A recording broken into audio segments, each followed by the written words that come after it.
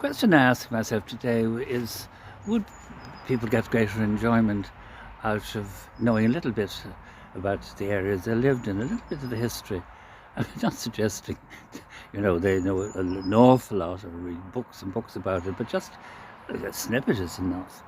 Like, for example, I live near Dorky, which is a town, by the way, and not a village.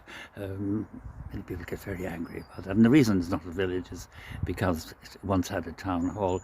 Anyway, I wonder how many people realise when they're walking down Castle Street in Dorky that it was once the principal port of Dublin in the Middle Ages. Ships from Spain and France moored between Dorky Island and the harbour, which is called Collymore Harbour, and the goods were then transferred into the city because there were sandbanks, at Pool Bay, which is now called, which didn't allow for large ships or boats, and well, they would have been large in those days, to enter Dublin.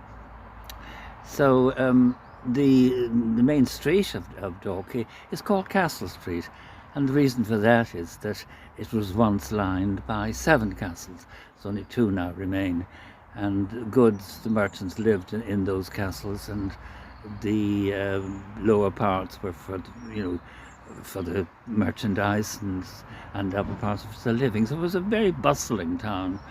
Again, I repeat, it was a town, not a village, and hence also the road from Dorky to the centre of the city is relatively straight, due to the fact that there was nothing impeding the way of getting traffic into town. And it was also rumoured that it was stated, rumoured, I don't know what it is, that in the 14th, 15th century, the plague entered Ireland through the port at Dorky.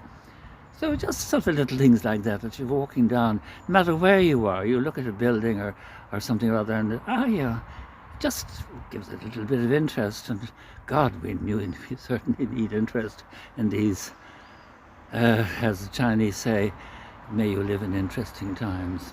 Bye.